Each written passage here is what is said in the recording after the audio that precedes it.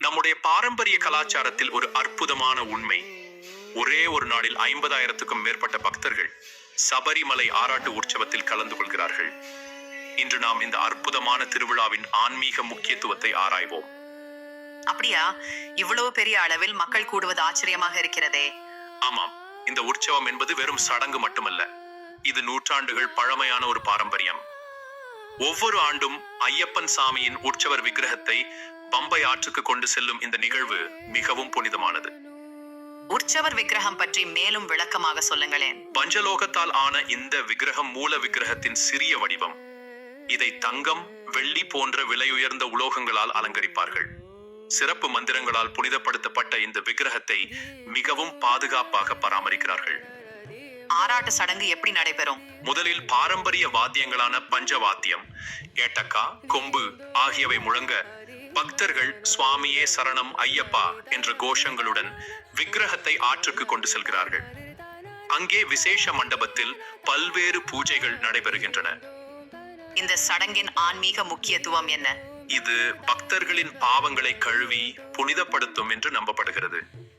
மேலும் இது ஐயப்பனின் அருளை பெறும் சிறந்த வாய்ப்பாகவும் கருதப்படுகிறது.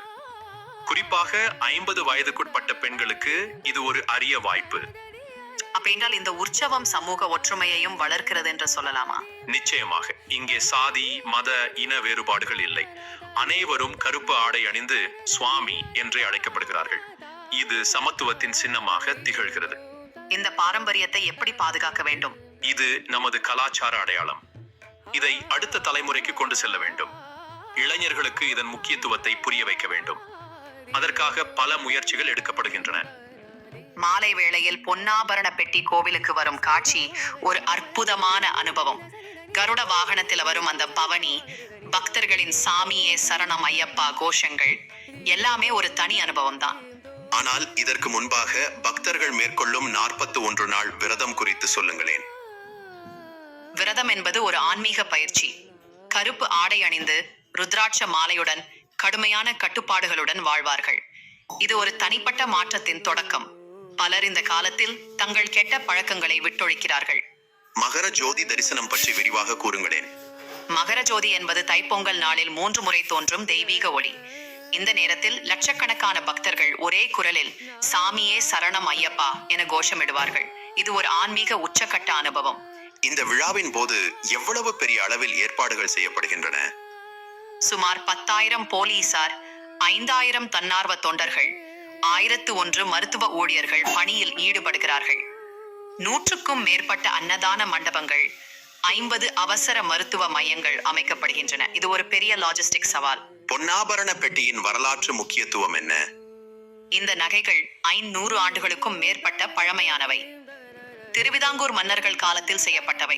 ஒவ்வொரு நகையும் அபூர்வ ரத்தினங்களால் அலங்கரிக்கப்பட்டுள்ளன. இந்த பாரம்பரியத்தை எவ்வாறு பாதுகாக்க வேண்டும்? நவீன தொழில்நுட்பத்தை பயன்படுத்தி பாதுகாப்பு வசதிகள் மேம்படுத்தப்பட வேண்டும். சுற்றுச்சூழல் பாதுகாப்பிற்கு முக்கியத்துவம் கொடுக்க வேண்டும். அதே நேரத்தில் பாரம்பரிய மதிப்புகளை காப்பாற்ற வேண்டும். இந்த யாத்திரையின் சமூக தாக்கம் எப்படி இருக்கிறது?